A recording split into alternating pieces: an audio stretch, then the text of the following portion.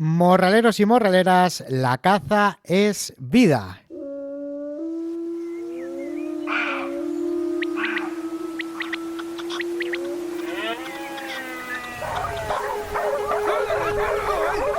El morral del cazador.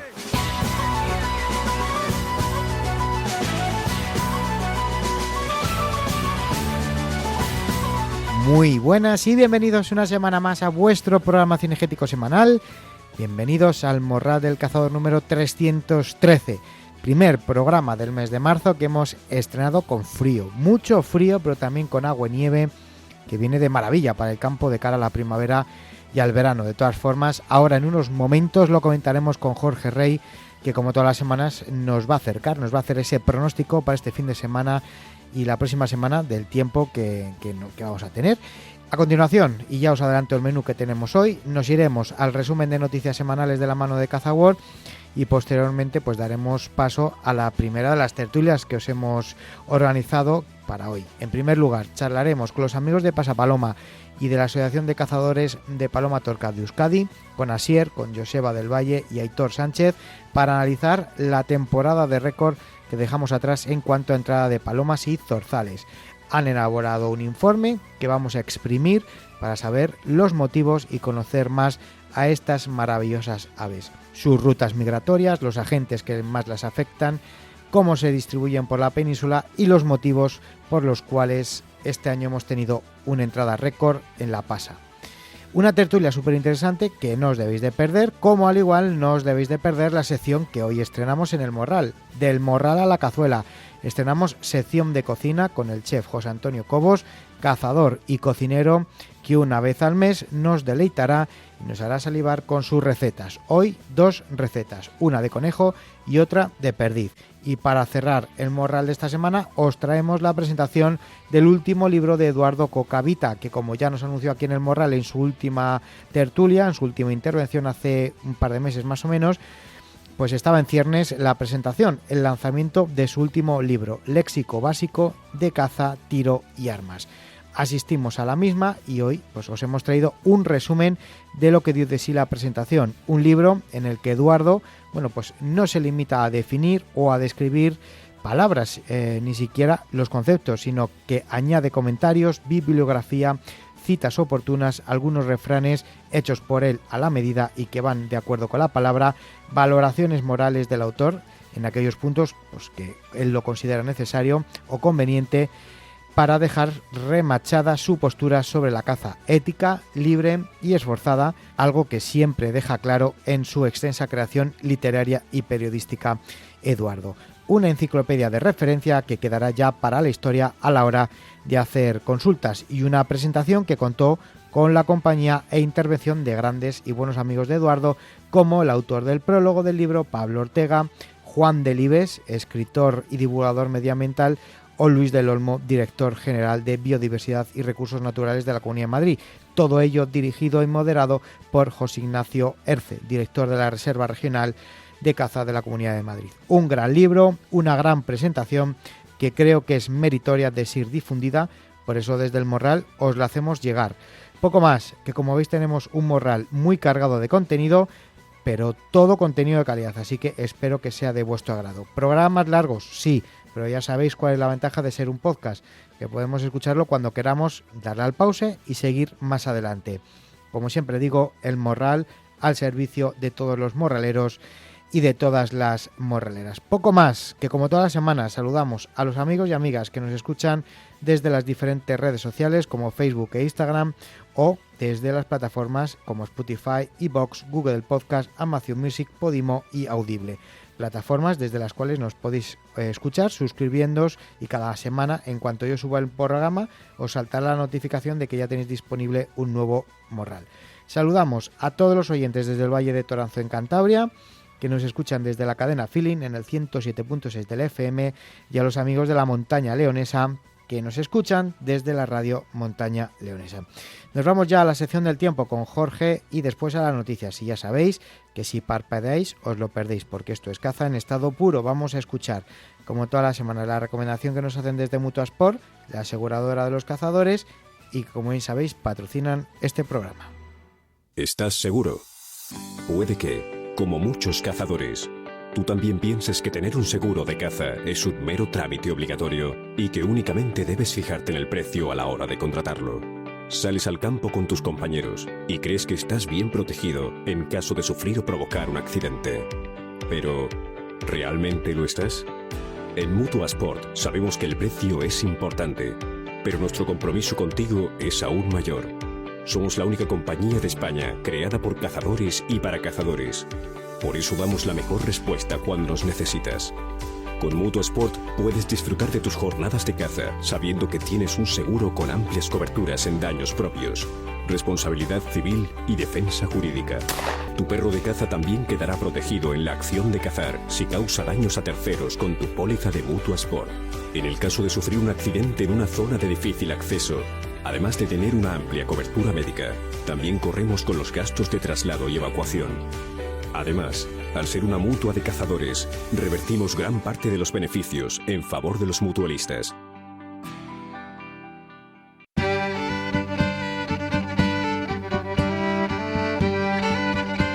El Morral del Cazador.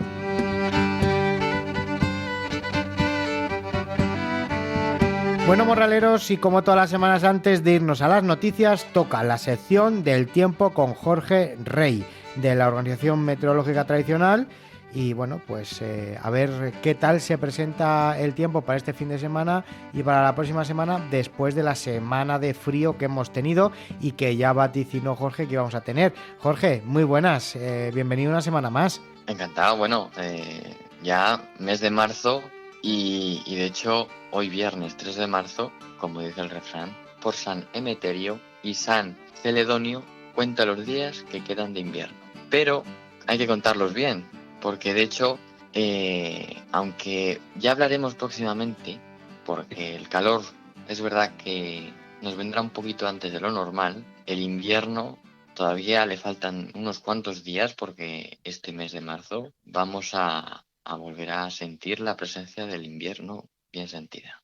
O sea que aunque para la próxima semana, ya que hemos estado hablando anteriormente, venga agua, después de la borrasca volverá el frío. Eclicua.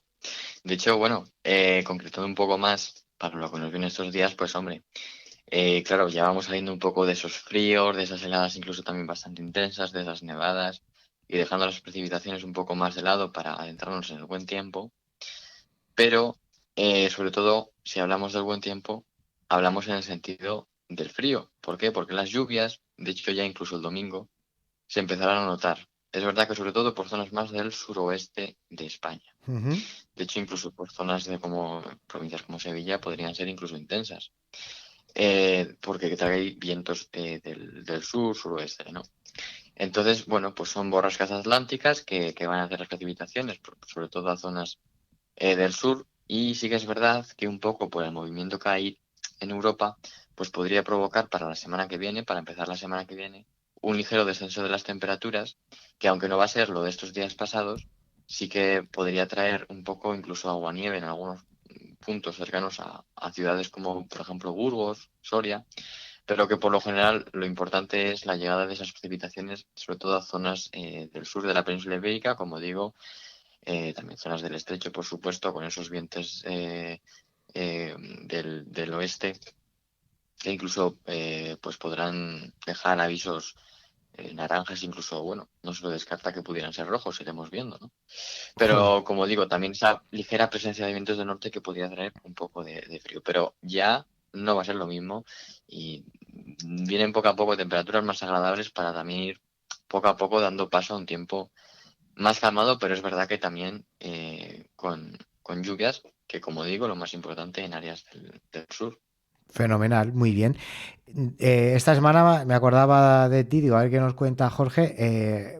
Lo que ha nevado en las Islas Baleares ha sido alucinante, ¿eh? Efectivamente, y a cota cero incluso. Sí, ha Entonces, sido la verdad que impactante. bueno, claro, ya ha llegado frío, pues bueno.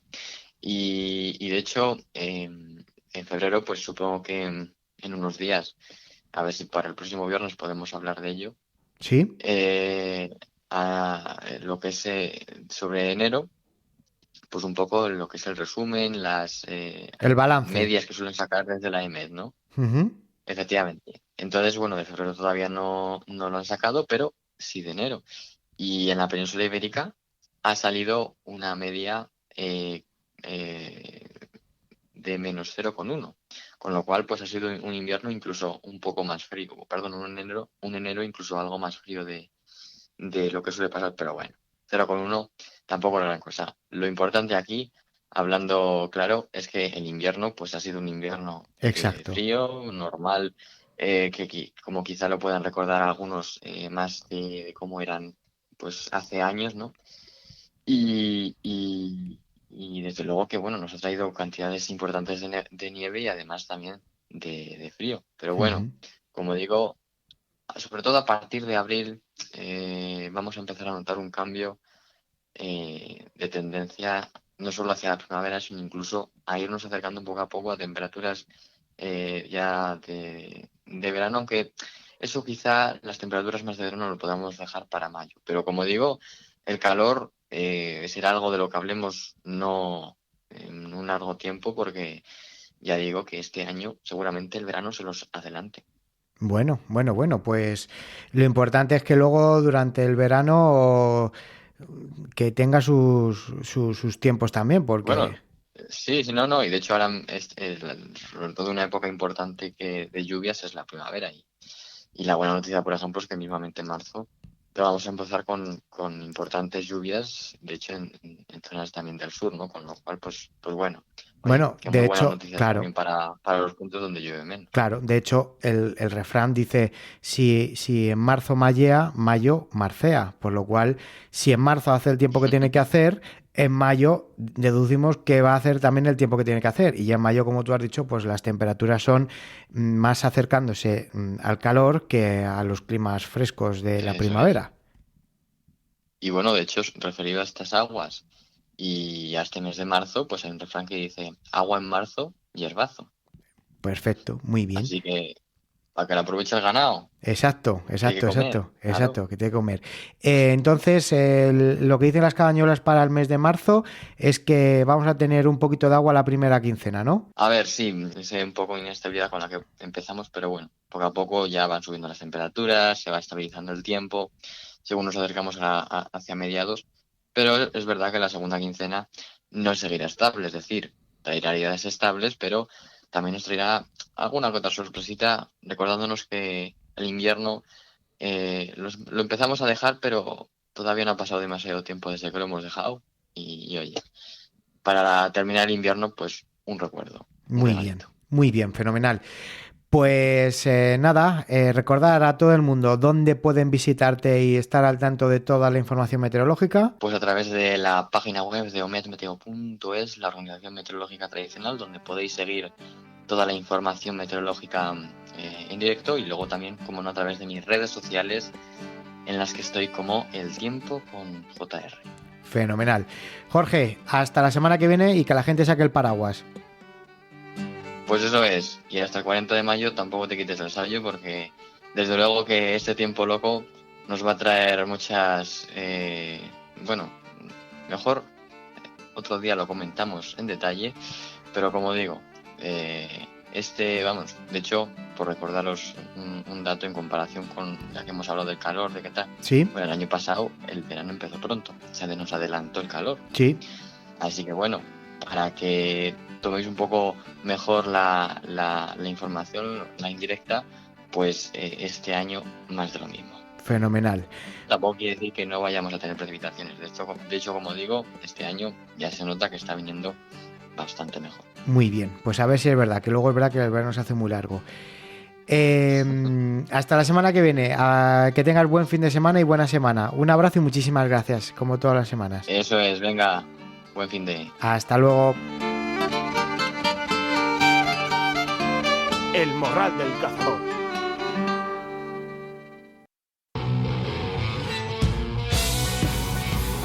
Hola, hola, hola a toda la gente del mundo rural. Somos Armería La Gacela y estamos situados en Ávila. Nuestra actividad principal es caza, pesca e hípica. Nuestro teléfono de contacto es 639 60 10 93. Nuestro WhatsApp 65869-3101. También tenemos página web armerialagacela.com, donde pueden consultar o incluso enviarnos un correo de enlace, que es armerialagacela@hotmail.com. Aquí estaremos para cualquier duda o aclaración, y muy buena temporada y buenos días de caza a todos.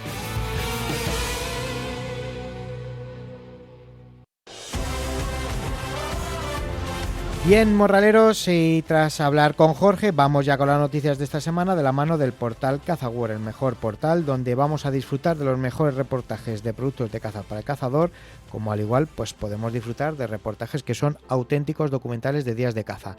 Reportajes grabados y editados con todo el gusto del mundo desde ese punto de vista más constructivo y para acercar la caza más pura y más real a todos los cazadores. Si entráis en el portal de CazaWorld o os suscribís al canal de YouTube de cazaworld.tv, vais a poder disfrutar de varios vídeos, como por ejemplo el de Ismael Tragacete, Leyenda Viva de la Caza, un vídeo documental en el que acompañamos al gran Ismael tras las duras perdices de los llanos del Caudillo, y donde vamos a poder ver al Ismael más humano, más cercano, donde da gracias a la caza y a las perdices por haberle llevado a lo más alto. Bien, pues este vídeo y muchos más los podéis encontrar en YouTube, en cazaworld.tv o en www.cazaworld.com, donde también podemos leer que un foco de lengua azul en Cádiz afecta a la fauna silvestre. El Ministerio de Agricultura confirmó esta semana la existencia de un foco de lengua azul de serotipo 4 en el municipio de Jimena de la Frontera, en la provincia de Cádiz. Afecta a ungulados salvajes. Con este foco de lengua azul en animales silvestres son ya 13 los casos confirmados en España en este 2023. Las comunidades afectadas son Andalucía, Galicia, Extremadura y Castilla y León. Estudios de la Fundación Artemisa demuestran que la gestión de la liebre y la tórtola común ayudan a conservar sus poblaciones. Desde la Fundación se han publicado 2 artículos científicos sobre la liebre ibérica y sobre la tórtola común, especies de caza menor que afrontan momentos complicados por la mixomatosis en el caso de la liebre y por la moratoria de la caza de la tórtola en el caso de la misma. Lo que demuestran en estos artículos que su gestión en los cotos ayuda a conservar sus poblaciones. Se amplía la temporada de caza del jabalí en Aragón. La temporada de caza en Aragón finalizó el pasado domingo 26 de febrero, pero la Administración Autonómica ha decidido ampliar la temporada un mes más hasta el 23 de marzo debido a la sobrepoblación de los mismos. Juan García Coronel y Terrón se proclaman campeones de España de perdiz con reclamo 2023. El castellano-manchego superó a Óscar Carmona y a Manuel Varela, segundo y tercero respectivamente, en el que ha sido la segunda prueba deportiva de la Real Federación Española de Caza en 2023. Descubren un superalimento para suministrar a los pollos de perdiz roja y aumentar sus poblaciones. En un estudio financiado por la Federación Extremeña de Caza, los investigadores de Neobeitar han demostrado los importantes beneficios que aportan a las perdices rojas los nutrientes similares a la alimentación natural durante sus primeros meses de vida. La inclusión de proteína de insecto en la dieta de las perdices, la base de su alimentación en los primeros meses de vida. Estos insectos les aportan todos los nutrientes que necesitan para pasar después de adultos a una dieta basada principalmente en un origen vegetal. Un accidente múltiple con jabalíes deja coches destrozados en la P7.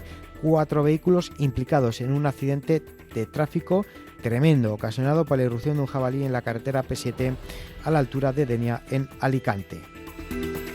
La Ley de Bienestar Animal creará una policía animalista que podrá quitar el perro a quienes ellos consideren. La ley animalista crea una especie de policía animalista y abre la puerta a que entidades de protección animal puedan formar parte de la labor inspectora, la cual tendrá atribuciones que no corresponden a civiles y chocan con la doctrina jurisprudencial. Y por otro lado, la ley animalista permite degollar corderos en ritos musulmanes, mientras prohíbe tenerlos inmovilizados, por ejemplo, en belenes. Ahí tienen su doble baremo y los valores que transmiten esta gentuza. El Real Club de Monteros convoca el premio literario Jaime de Foxa correspondiente al año 2022. Este reconocimiento está enfocado a la calidad literaria de artículos en apoyo o defensa de la caza. Los artículos que quieran participar deberán remitirse por email a la dirección del Real Club de Monteros siguiente: secretaria@realclubdemonteros.es. Los cazadores alaveses en huelga de caza del jabalí. Los cazadores de Álava se han plantado y plantean dejar de hacerlo hasta que no se solucionen los problemas que les afectan. Entre estos, pues el más grave, y es el que les convierte en responsables de los daños que provocan los jabalíes en las explotaciones agropecuarias, y no resulta muy lógico que aquellos que se encargan de minimizar esos daños sean los que deban pagarlos. A esto, bueno, pues hay que añadir una situación de ataques por parte de algunos sectores sociales hacia la caza. Además de los cambios legislativos que afectan al aficionado a la caza cinegética, por lo cual los cazadores alaveses en huelga de caza del jabalí, a ver si lo consiguen. Un hombre ha sido condenado por matar a un lince cuando se encontraba en un puesto de perdiz con reclamo. Los hechos ocurrieron en 2020, cuando el felino se abalanzó sobre su reclamo y el individuo acabó con la vida de un disparo. Ahora el juzgado de lo penal número 1 de Don Benito ha condenado al autor de los hechos a 2 años de cárcel y una multa de 114.000 euros y también una pena de 1 año y medio de cárcel al empleado de este por encubrimiento con las circunstancias, en este caso de atenuante de confesión. Y terminamos, como todas las semanas, con la noticia de la Feria Cinegética, en la que tendremos la 10ª edición de los Premios Cinegética 2023 para trofeos extranjeros de caza. En una edición más de Cinegética, esta premia los mejores trofeos extranjeros de caza en base al esfuerzo, la pasión y la dedicación de los cazadores que recorren todos los rincones del planeta en busca de lograr siempre con la mayor dificultad y el máximo esfuerzo los trofeos con los que siempre soñaron. En esta 10ª edición, el galardón al mejor trofeo Cinegética 2023 Premio Nikon ha correspondido al trofeo de un Barjal, abatido en Nepal por Bruno Álvarez, que se podrá ver durante la celebración de Cinegética 2023 los próximos días 23 al 26 de marzo en el pabellón 14 de IFEMA en el stand 929.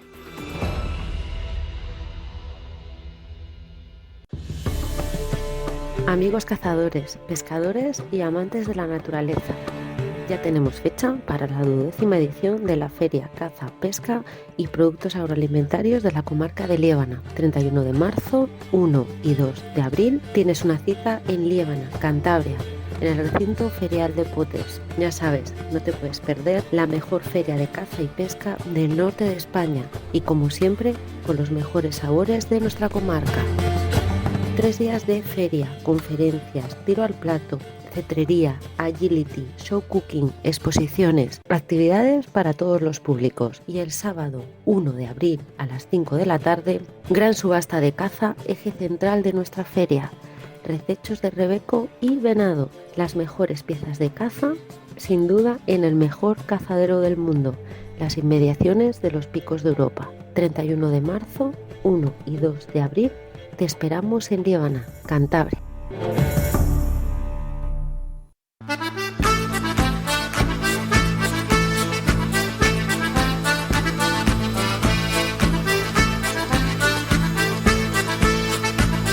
El Morral del Cazador.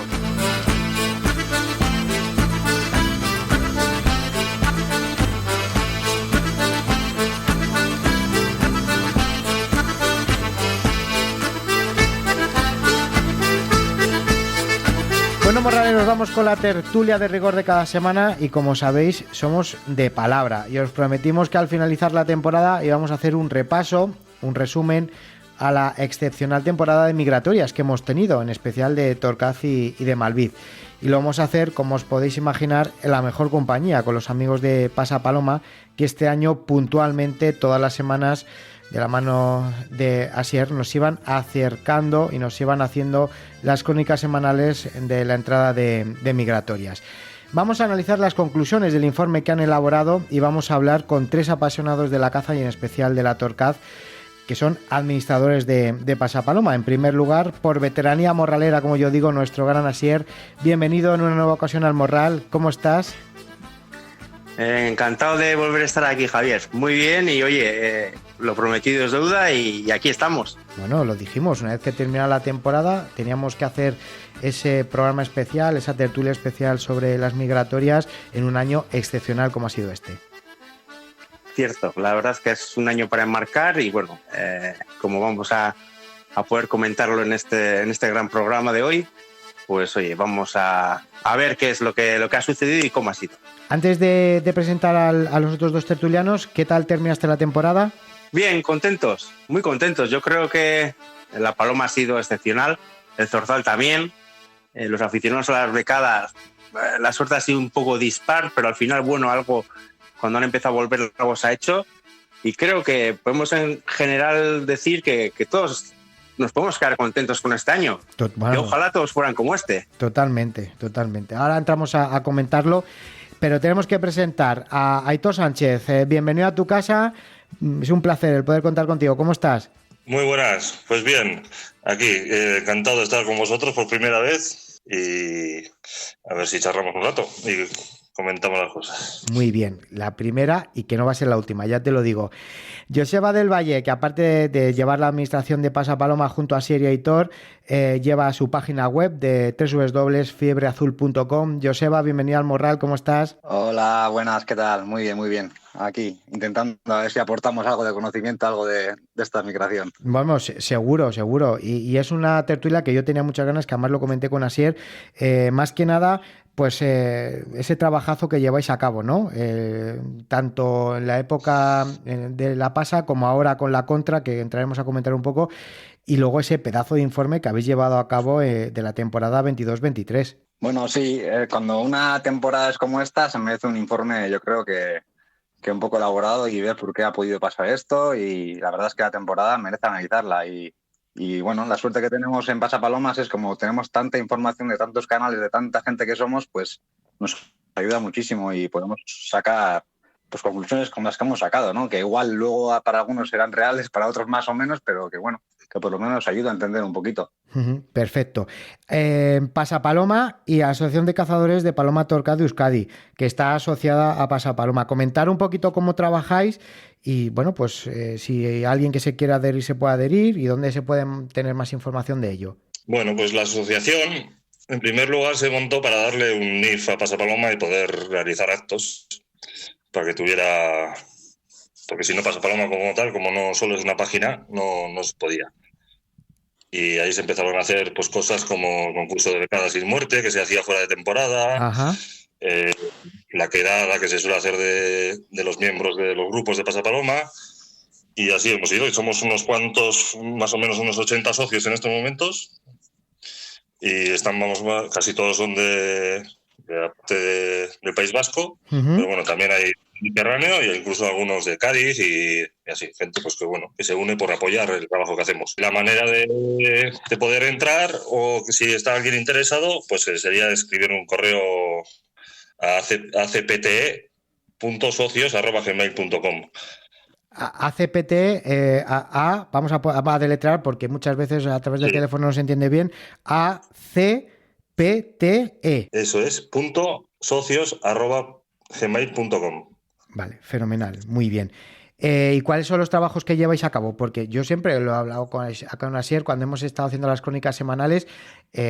¿Cómo lleváis a cabo esos conteos? Porque a mí me parece alucinante el poder hacer conteos de esos bandos tan grandísimos, por ejemplo, este año que ha habido de Torcaces y de Malvices. Bueno, mira, yo creo que la experiencia que nos da ya los años que llevamos en esto de la Pasa de la Paloma, sí que pues poco a poco y viendo muchos bandos y luego comparando siempre con los números del GIFS, hablando con GIFS France, vimos que ellos tienen una manera telemática de contar los bandos, es decir, según miran, tienen prismáticos adaptados para ello, lo cual es ver al visionar un bando, son capaces de saber más o menos las palomas que puede llevar esos bandos. Nosotros, hombre, no llegamos a tal tecnología, pero la vida que hemos pasado en el monte, como muchos cazadores sabrán, el ver un bando, más o menos podemos llegar a saber, después de ver tantos bandos y empeñar tanto tiempo en contar palomas, como hemos llegado a contar palomas una a una por bando, en saber más o menos los bandos, claro, puedes saber las palomas que pueden ir hasta cierto punto, 300, 500. Luego ya hay bandos como los de este año, que yo he visto bandos de 1 minuto y medio y 2 minutos. O sea, era imposible. Y me han pasado bandos por encima que decía, no sé ni lo que puede ir ahí arriba. ¿Habíais visto eso alguna vez? Pero yo personalmente no. No sé si Joseba o Aitor Casanechalar y quizás puede ser que haya visto. En Palomeros de Chalar sí que he visto bandos así de grandes, pero tantos días como este año que ha habido de paloma, igual que en el Zorzal, no había visto. Es verdad que en los últimos años se dan estas masificaciones cada vez más grandes en las landas y hace que se vean estos bandos tan grandes que vemos últimamente. Igual, y de Asher Caza en Vizcaya, igual hasta ahí, igual llegan los bandos más rotos, llega más viaje también, o no ve tanto como vemos la entrada de Irún y así, pero sí que llevamos años que hay unas cuerdas que dices, increíble, la de paloma que pasa en cada bando. Claro, pero eso, como dices, Aitor, eso puede venir provocado porque se junten antes de cruzar los Pirineos y luego crucen todas de golpe y antes lo hacían más chorreadas. Sí, bueno, he dicho comenté antes, yo creo que viene por ahí todo, ¿no?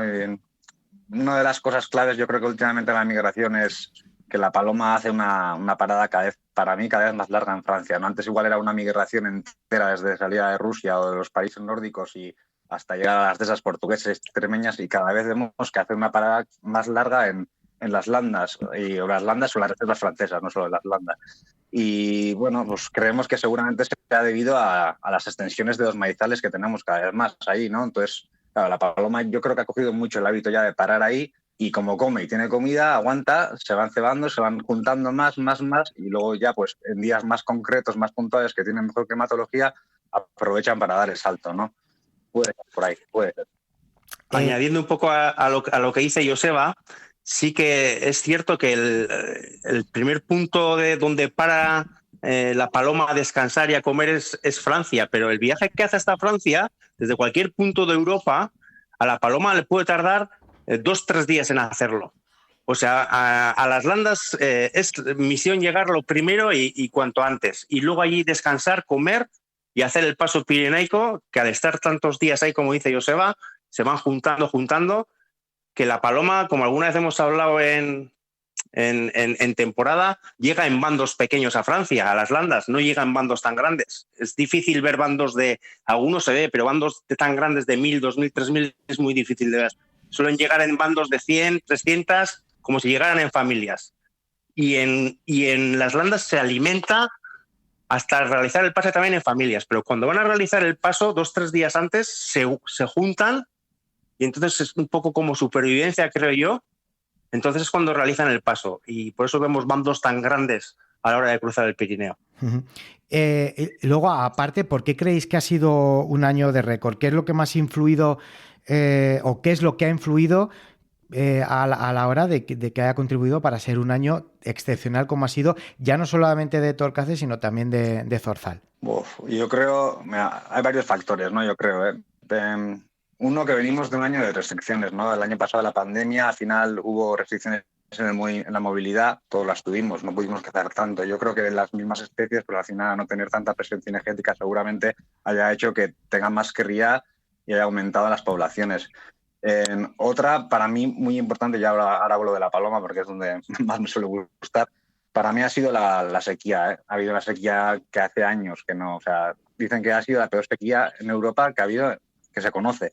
Y sobre todo, por ejemplo, en Francia. En Francia han tenido una producción de grano de maíz que se equipara a la del año 1990. O sea, estamos hablando de pasas de hace 34 años en cuanto a grano de maíz. Esto, y encima veníamos de una sequía del cereal que se cosechaba antes. Yo creo que mucha de la paloma que llegó a Francia ya está cosechado, y el poco maíz que había, pues se voló enseguida, y al final son bichos, necesitan la alimentación, y si tienen alimentación tienen que pasar. Claro. Y para mí una de las cosas más importantes ha sido esa. Luego también, este año también ha habido incendios en las landas que nos dicen en los telediarios, que veíamos un montón. Los que somos aquí en el norte vamos mucho a las landas y veíamos todos los días en las noticias incendio, no sé dónde, en la reserva de incendio, no sé qué. También seguramente en parte habrá influido, ¿eh? No sé si tanto, porque al final hay mucho opinar en las landas, pero algo habrá influido. Y yo creo que al final de este año se han dado condiciones todas para que sea una pasa como la que ha sido. Y hablamos de 3,5 millones de aves, que viendo desde que tenemos conteos, los números son de La media es de 1.800.000 palomas, más o menos, que pase. Este año pasaba el doble de la media. ¿Desde Casi. cuándo tenéis datos? Bueno, GIF lleva contando desde el año 1999. Bueno. Y esta ha roto la barrera de los 3 millones. O sea, es que es increíble. Totalmente, totalmente. Al final, bueno, siempre lo decimos, ¿no? Los animales lo que les mueve es el alimento y la climatología. Claro. Al final, lo que tú estás comentando, si este año por las circunstancias, por ejemplo, de sequía, se produjo menos maíz, por ejemplo, en Francia y se recogió antes, y se recogió más a conciencia, había menos comida, por lo cual los animales tenían que buscar ese alimento en zonas en donde normalmente a lo mejor no pasan. Sí, yo añadiría también que este año como también situación un poco excepcional es que el Pirineo lo hemos tenido abierto durante un montón de días. Al tener los vientos del sureste también han ayudado a que no haya bloques de niebla ni nubes en el Pirineo y esté abierto. Es decir, como dice Joseba, ha habido poco grano. A Francia, a las landas, que sí, hablamos de las landas, pero la extensión donde se coloca la paloma no es muy grande. Es grande las landas, pero no es muy grande. Llegan 5 millones de palomas allí. Dar de comer a 5 millones de palomas no es sencillo. No. Si no hay grano, hay que ir a buscar comida. Si a ellos les sumas que el Pirineo tienen abierto, es decir, pueden pasar cuando quieran, a la menor duda, dan el salto. Y estos vientos del sureste, además, que ha habido, que le gusta a la paloma. O sea, hemos tenido años con suroeste y el suroeste no le gusta nada. Este año, en cuanto cambiaba la aguja al sureste, le encanta a la paloma para pasar. Y este año hemos tenido días de sureste continuos, unos otros, y eso también ha propiciado, ha ayudado mucho a que la paloma pase.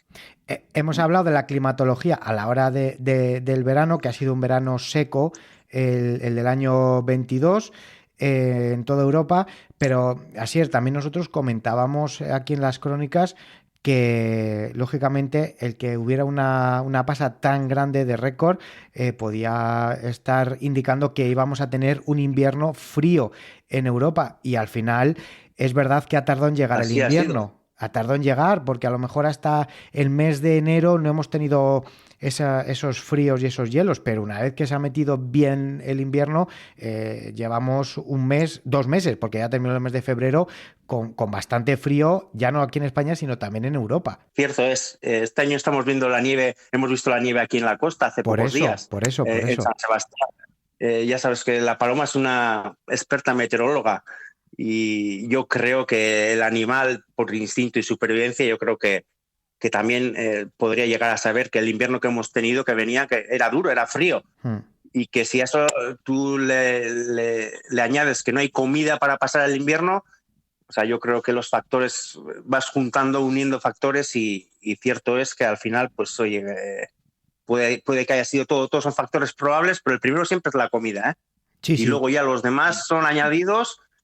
Pero bueno, como dice Joseba, pues ha dado un conjunto de factores que han hecho que este año sea pues de récord. En el año 2018 también hubo una sequía que decían bastante severa, en Francia sobre todo, y tuvimos entonces el que fue el récord, entonces 2.800.000 palomas se contabilizaron y ya hubo una sequía, lo que nos indicaba la importancia del maíz. O sea, claro. Pero bueno, el año siguiente, el curioso fue que el año siguiente, el 2019, y Asier y Aitor lo recordarán, fue un año que había muchísimo maíz, pero muchísimo, iba a ser un año de récord.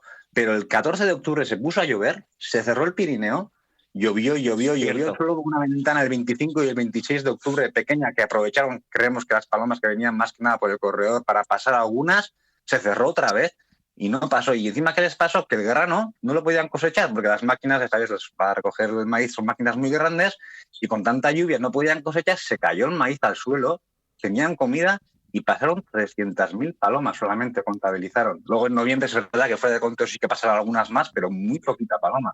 Para que veamos el contraste de un año a otro con diferentes tipos de meteorología y comida, cómo puede cambiar la pasta. O sea, es increíble. Sí, totalmente. Y eso es lo que hemos dicho. Al final el alimento y la climatología influyen, pero vosotros, a través del informe, se puede deducir que por el mes de septiembre, a finales del verano, ya intuíais que podía ser un buen año de pasa por el tema de la sequía, ¿no? Además es algo que ya, como digo, comentéis en el informe. Se puede intuir, pero luego hay que ser valiente para decirlo. Sí, yo creo que yo personalmente sí que intuía, ¿eh? Pero bueno, siempre tienes a ver si voy a decir yo ahora y luego no va a pasar ni nada y vamos a fallar, pero sí creíamos que podía ser un factor importante. Todos pensábamos. Sí, la verdad es que luego entre nosotros, lo que dice, como dice Joseba, es mucha gente la que nos sigue y cualquier cosa que podamos decir al final se lleva al dedillo, entonces tenemos que tener mucho cuidado. Pero cierto es que la paloma llegó a las landas en sí como incluso un poco más tarde, algunos días más tarde que otros años, y al final, pues eso, yo creo en cuanto llegaron que no había el maíz de todos los años, pues oye, pues enseguida empezaron a pasar y como Joseba indica en el informe, hemos tenido pasas continuas, muchos días de pasa y ha sido pues eso. La verdad es que subir al monte era un espectáculo. Y bueno, estamos hablando de Torcaces, pero en cuanto a zorzales, Asier, igual. Sí, la verdad es que los zorzales este año también ha sido de récord también. Yo creo que tenemos, Pasapaloma está distribuido por todo el país, la zona mediterránea. Según han bajado hacia Marruecos, la zona de Cádiz, y ahora a la vuelta que estamos en la contra también, se está viendo mucho zorzal. Sobre todo la zona de Mediterránea es la que más ha tenido. Cataluña ha tenido mucho, Guadalajara ha tenido mucho. O sea, cierto es que ha habido alirrojo, ha habido común, ha habido charlos, ha habido reales. O sea, ha sido una pasa también que sí que en distinción a otros años, en el común normalmente entra más por el Mediterráneo, lo que es la entrada. Este año yo creo que por borrascas, le obligó a entrar más por aquí, por la zona norte, por eso hemos tenido 11 días de pasa, o 12 días creo que se capitularon, continuos, eso puede confirmarlo Aitor, y todo el común entró por aquí por el norte, el alirrojo que viene de la mayoría de Inglaterra también entró aquí por el norte, y cierto es que algunos días de frío que tuvimos en noviembre, también los reales los vimos entrar por aquí por el norte. Entonces, entre palomas y tanto zorzal que hemos visto, la verdad es que el zorzal también ha sido un espectáculo, y eso lo indica la invernada, que las capturas que se han hecho y los avistamientos han sido de récord también. Y de sordas igual, sordas que han llegado a zonas en las que es verdad que hemos tenido mucha más humedad de la que tenemos normalmente y se han repartido muchas más, y en zonas del norte les ha costado mucho más que se quedaran al principio porque estaba todo el monte mucho más seco. ¿Te acuerdas? Así que lo comentábamos. Sí, cierto es. La verdad es que los cazadores de aquí este año se han quejado un poco de lo que es la entrada, no han tenido mucho pájaro. La verdad es que sorda han visto poca, pero no así. Pasabas a la zona de Palencia y había una cantidad de sordas impresionantes. Es decir, parece Cantabria también tuvo una buena entrada. Eso quiere decir que este año un poquito por climatología puede ser mismamente. Estos vientos del sureste pues igual han hecho que la sorda no pare tanto aquí, porque aquí el viento sur seca el terreno. O sea, lo seca es una barbaridad. Lo deja tieso. Entonces es normal que entre un poco más al interior, que los días son más húmedos, las noches más húmedas y tienen algo más de facilidad de buscar comida las sordas. Dos temas que quería tocar. Uno, las rutas migratorias, pero antes quería comentar la contrapasa. Estamos ahora, como tú has comentado, con la contra. ¿Cuántas palomas pasan y cuántas se quedan aquí?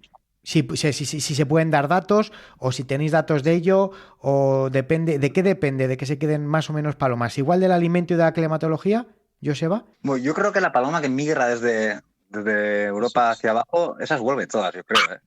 Pocas, algunas han ido quedando, evidentemente, porque al final, al tener tanta población aquí ya sedentaria, pues se cimbelean y algunas se quedará, pero yo creo que mayormente las que cruzan vuelven. No sé, creo, no sé si siempre sabrá algo más de esto. Sí, yo también, la paloma que es migratoria, esa paloma vuelve. O sea, la sedentaria que tenemos en este país, que es, como se pone en el informe también que hace de las migraciones internas, esa es la que se mueve, la que puede ir de Madrid a Extremadura, o puede ir de Aragón a Madrid, o esas son las migraciones internas. Pero toda la que pasa por el Pirineo y la que pasa por el Mediterráneo, vuelve de nuevo a criar a donde... pues de sus cuarteles de verano, y luego pues intenta realizar la pasa de nuevo cada año. Lo que pasa es que es difícil tener conteos de la contrapasa porque va a empezar ya no hay cazadores, antes se cazaba, Claro. entonces podríamos Claro. decir, pero ahora ya ganó de gente, pues yo por ejemplo el otro día estaba pescando el sábado en la mar y veíamos bandos y bueno, puedes estimar un bonito. Aparte que la contrapasa no es como la pasa, los bandos suelen ser más pequeños normalmente, la paloma más desglosada, es más por puntos más concretos, no es tan fácil como en la pasa que tenemos los collados y están ahí contando y es difícil sacar números de la contrapasa. Dentro de la península, ¿cuáles son los movimientos de las, si sabéis, cuáles son los movimientos de las sedentarias y cuáles son las rutas migratorias de entrada que tienen las que vienen desde Europa? Mira, las sedentarias, normalmente tanto la que está por la zona de Aragón baja a Madrid y luego esa Madrid se reparte entre la zona de Córdoba y la de Extremadura, Portugal. O sea, hace una migración. Y luego, durante la invernada, puede llegar a hacer el cambio de Portugal bajar a Córdoba y de Córdoba pasar por Sevilla, por ejemplo, otra vez, subirse a Portugal. En ese triángulo es donde se mueve la sedentaria. Y las entradas que tenemos aquí, como se indica en el informe, hay 4 entradas, que una es la zona de Irún, otra la de Chalar, otra la de Quinto Real y otra es la de Valcarlos. Y luego tenemos la mediterránea, que es por la zona de Cataluña.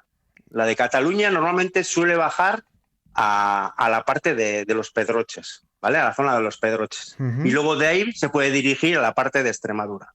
Y la que entra por los 4 collados de aquí, pues normalmente o bien pasando por Zamora, según los vientos, puede entrar por el centro de Portugal y luego salirse y pasar el enero, por ejemplo, en Extremadura, o según los vientos, si son nortes o entrar directamente a Extremadura. O sea, Ávila, como te puede decir Joseba, que lleva muchos años cazando allí, según los tipos de vientos, pues con vientos nortes o palomas navarras, se ven más paloma o menos paloma. Sí, las rutas al final las definen los vientos, ¿eh? Las rutas de las palomas lo definen, eso está claro. O sea, y como dice Asier, vientos nortes, pues al final la paloma baja más recta. Si tiene vientos sures, pues busca más refugio y se va escorando hacia la costa cada vez más y al final eso le hace que suba cada vez más arriba. Y los vientos estes, que son los preferidos por las palomas, tanto surestes, este año no ha habido. Pero si hay un noreste, que la paloma noreste, haciendo cálculos, sale de las landas y está en Portugal a la noche. O sea, es que llega. Entonces, le gusta, le chifla los vientos estes, pero son más rectos por Zamora, por Valladolid, entran enseguida en Portugal. Y lo saben. Eso es. Sí, son vientos que les da por detrás y ese apoyo les hace volar. Sí, es un La impulso. verdad es que claro. Eso es, cuando realmente yo creo que el viento les ayuda, pero hay veces que el sur les juega malas pasadas, ¿entiendes? Porque el sur siempre les pega un poco más de cara y eso las frena. Entonces las cansa mucho antes. Entonces el cazador que caza a 4 o 5 horas de la frontera, como puede ser en Burgos o un poco más atrás, en Salamanca, que pueden llegar, claro, ahí la paloma llega mucho más cansada en los collados y es más fácil cazarlas. Cuando son vientos estes o norestes o nortes, la paloma coge una altura impresionante y se te puede plantar en Portugal el mismo día. Yo lo que sí que es verdad que me vengo dando cuenta es que cuando más palomas se ven es cuando se cierra la temporada, porque nosotros aquí, por ejemplo, en Madrid o en Castilla-La Mancha, o en Castilla y León no lo sé, pero el 31 de enero ya se cierra la paloma, bueno, la menor, y ya no puedes ir a las palomas, y vas en febrero al jabalí, por ejemplo, y dices, pero bueno, ¿y dónde estaban estas palomas hace 15 días? Cazo en Salamanca también, aparte de aquí en el norte, y hemos tenido a últimos de noviembre, el puente de diciembre, ahí sí que había algo de paloma, pero luego la hemos tenido desaparecida toda la temporada y ahora cuando se ha cortado el día 31, exacto, ahora hay un montón ahora mismo. Sí, es algo que además yo compruebo todos los años. Yo no sé si será casualidad, no lo sé, no tengo ni idea, pero llevo ya muchos años comprobando que una vez que se cierra es cuando más palomas ves. No, eso es un poco también la contra, ¿no? Que yo creo que también que en Madrid os puede pasar que la sedentaria que tenéis, que es mucha, se os mueve, como hemos dicho antes, las pequeñas migraciones, y ahora es cuando normalmente las pequeñas migraciones vuelven también a su hogar. Pues eso, que la paloma ya viene un poco ya en febrero. Digamos que ya aquí ya se han visto palomas de contra, o sea, a finales de enero. Lo más normal aquí en el norte es que los primeros bandos de pasa, aunque sean 1, 2, 3, 4, se vean hacia el 15 de enero. o sea, veas ya alguna volver, ¿entiendes? Eso quiere decir que el instinto ya lo tienen. Claro. Luego ya podrán volver en marzo, en febrero o cuando quieran, pero ya tienen ese sentido de que pueden volver. Entonces luego ya poco a poco inician la migración. No es como la pasa, que se ve que es como una migración de vida o muerte, digamos, porque hay que comer. Sí. Aquí ya vienen comidas, no hay presión porque se ha dejado la caza en todo el país. Y suben tranquilamente, pasan por el norte a unas alturas, pueden pasar al ras de los prados, pueden ver las palomas volar a 10 metros sin ningún problema. Se las ve tranquilas, sí. Sí, el vuelo de la contra es mucho más tranquilo que el de la pasa. Sí. Hay una diferencia abismal. ¿A la media veda vais a las palomas o no? ¿Vais a las Torcaces? Yo no. Sí, yo suelo bajar ahí a Salamanca. Salamanca. Sí, llevo ahí ya muchos 18 años así yendo allí, al mismo sitio y bueno, y este año bajaremos otra vez. La verdad es que cada vez se ve que la población sedentaria de palomas va a más. Sí, sí, sí. Ahora como se ve exponencialmente año tras año, además se nota que cada vez hay más. Sí, y además que yo cazo en una zona bastante rural, no al lado de ninguna ciudad, no al lado de la capital ni nada, es un pueblo de 20 habitantes. Sí, sí. Y ahí ya... Sí, porque además en la zona de Salamanca supongo que tendrá zona de siembra y zona de encina a lo mejor y tienen refugio y comida, sí. Por lo cual, que es lo que todos los animales buscan. Eso es, sí, tienen bastante agua en la zona también. Y... Como dice Aitor, cada año, si tenemos una pasa de 3,5 millones de palomas, que por la impresión que hemos tenido de los grupos de Extremadura, cuando se han movido en Extremadura, un día se han dejado cazar, pero la mayoría lo han hecho altas. O sea que el nivel de palomas abatidas no habrá sido. Habrá número, pero no, yo he visto o creo que menos que otros años. Creo, ¿eh? Habrán tenido días buenos, pero en días, digamos, muchos no se han cazado. O sea, yo creo que de esos 3,5 millones que han pasado, vuelve, pues eso. Bueno, tantos millones de Esto es lo que me gusta de los cazadores, ¿eh? Que ya estaba preparando la temporada que viene. Hombre, claro. Hay que ser positivo, ¿no? Han vuelto casi más canido. Así tiene que ser, así tiene que ser. Javier, dime. Quiero aprovechar, ya que tenemos esta gran oportunidad, sí. Sobre todo para la asociación. Sí. Que al fin y al cabo en este país las oportunidades de defendernos no son muchas. Cierto es. Pocas. Entonces, pocas. Entonces, una asociación como la nuestra, en la que estamos tanto palomeros como zorzaleros, sí que sería interesante que se diera a conocer por todo el país y que sepan que hay un punto más de unión de cazadores y de posibilidad de defensa. Es decir, que cuando se ha requerido nuestra presencia en cualquier situación, ahí hemos estado. Entonces sí que animamos a todos los oyentes de este programa, que son muchos y muchos pertenecen a Pasapaloma, la verdad también, que sin ningún problema, o que pregunten a administradores o en los grupos, o como dice Aitor, que nos repita de nuevo, por favor, si quiere el correo para hacer una solicitud, que no sé si son 10 euros o 15 euros, que nos diga qué precio es, creo que es una... Pues eso, una ayuda nada más, eso es, y por eso pertenecer a un colectivo en la cual, pues oye, siempre van a estar apoyados y representados, y representados. Eso es, apoyados por cazadores, que como te he dicho siempre, Pasapaloma es de cazadores para cazadores. Entonces, bueno, pues la asociación lo que hicimos fue para darle un poco de fuerza a Pasapaloma y que tenga una forma jurídica y poder hacer cosas. Se creó la asociación y bueno, entre todos al final, pues todos hacemos Pasapaloma y que hoy, pues haya habido este programa con estos dos tigres también y hayamos podido saber un poco de cómo ha sido el año, tanto en palomas como en zorzales. Totalmente. Aitor, repítenos el correo, porfa. Sí, bueno, lo único que comentar es que si para entrar de socio se pide una cuota de 15 euros al inicio de entrada y luego anualmente son 10 euros. Bueno, pues simbólico. Sí, es simbólico y bueno, queremos hacer actividades para un futuro no muy lejano, como organizar recogidas de basura, un concurso de pesca y de tiro para niños y cosas así, que se quieren hacer cosas con... Y que se haga la gente socia ayuda, colabora con eso también. Bueno, y al final... Charlas y demás. Eso es, unas charlas estarían muy bien porque al final el hablar de esto la gente aprende Y como me suele decir a mí Joseba, la educación es la base para defender la caza. Totalmente. La base de la asociación debería de ser la defensa de la caza. Y para la defensa lo más importante para mí es el conocimiento, porque desde el conocimiento se puede defender mucho mejor siempre, ¿no? Entonces yo creo que la asociación tiene que aportar a los cazadores pues esto, lo que hemos hecho en el programa de hoy, conocer más el ave, las rutas, las migraciones, cómo crían, porque al final desde ese conocimiento primero vamos a respetar mucho más el animal. Y segundo, lo vamos a defender mejor, que es lo que tenemos que hacer, que no son tiempos fáciles, lo sabemos todos, y tenemos que tener argumentos sólidos para la defensa. Claro. Y eso es lo que tiene que hacer la asociación, dar argumentos a los cazadores para saber defendernos.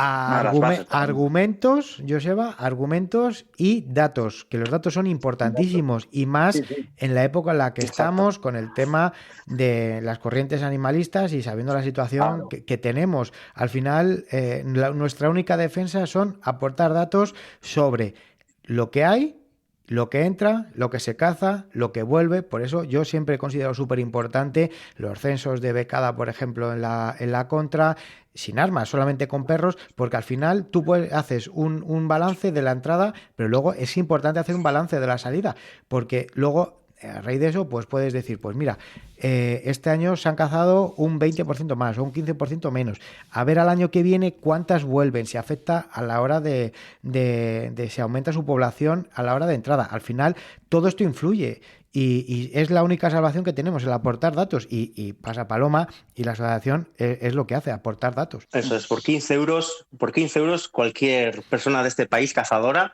puede estar representada. O sea, no es tan sencillo como eso.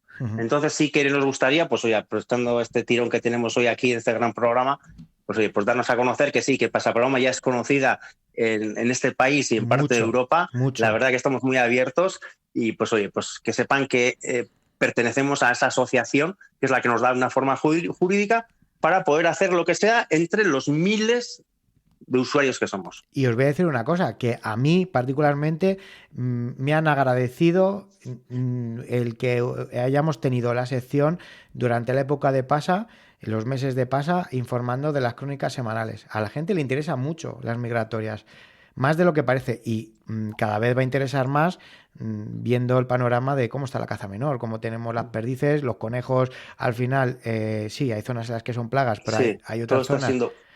Hay zonas un poco golpeado, la verdad. Claro, hay zonas en las que prácticamente han desaparecido, en otras son plaga, pero bueno, que las migratorias son las que llevan ya unos años salvando la temporada. Cierto, es así. La migratoria hay que, cuidarla también, bajo el respeto de la ética de la caza. Claro, se cuida la caza y hasta pueden decir nosotros lo que quieran. Es muy fácil hablar de los cazadores. Pero luego realmente te digo, Javier, como tú y como yo y como Joseba y Aitor, que estamos en el monte, hay que ver lo que respeta esta gente en la casa. Sí. ¿Entiendes? O sea, pueden decir de nosotros lo que quieran, pero nosotros sabemos lo que hacemos y cómo lo hacemos. Efectivamente. Pues nada, chicos, como os decía antes, que agradeceros a los tres el análisis y ese trabajazo que lleváis a cabo desde la asociación y desde Pasapaloma. Y sobre todo, pues eso, agradeceros que lo hayáis transmitido y lo habéis hecho llegar a todos los oyentes del Morral, que como hemos estado comentando, nos despedimos de vosotros hasta septiembre-octubre, cuando dé comienzo la pasa de 23-24, y que como los oyentes imaginarán, pues Asier, todas las semanas haremos ese informe, ¿no? Por supuesto, ahí estaremos al pie del cañón, Pasapaloma no descansa y ya estamos preparando la temporada que viene, o sea, no descansamos, ya estamos pensando en lo que puede venir. Bueno, pues a los tres, gracias, buena media veda, que disfrutéis de las torcaces y gracias de verdad por informarnos tan bien y tan detalladamente con ese informe, que por cierto, ¿se lo puede descargar la gente el informe? No hemos puesto realmente la vía, pero en Facebook pusimos el informe, está en Facebook. Eso es, en el Facebook de Pasapaloma tienen la posibilidad de leer el informe. Incluso si que lo manda al correo y nos lo pida y lo mandamos, o sea. Eso es. También, como dice Joseba, a los socios directamente sí se les mandó el PDF primero, claro. Tuvieron la exclusividad y luego ya después dimos a conocer por distintos medios, como pues el Morral y otros, tanto como el Pasapaloma. Sí. Pero primero siempre la exclusividad, intentamos que en todo lo tengan los socios. Por supuesto. Bueno, de hecho, aunque la cuota sea insignificante, algo tiene que valer, así que me parece fenomenal. Pues nada, lo dicho, chicos, que un abrazo muy grande y muchas gracias. Muchas gracias a ti, Javier. Un abrazo, Joseba, un abrazo, Aitor. Venga, un abrazo a todos. El Morral del Cazador.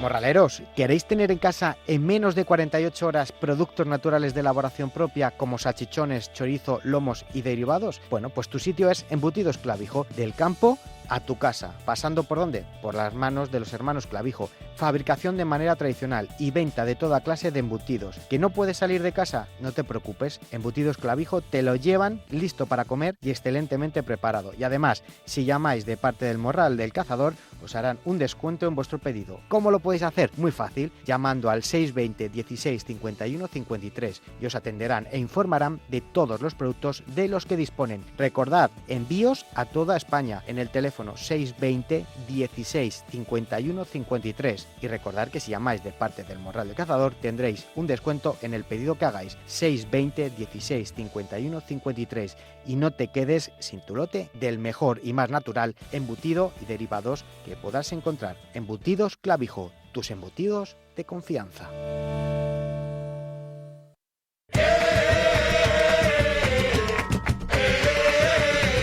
El Morral del Cazador.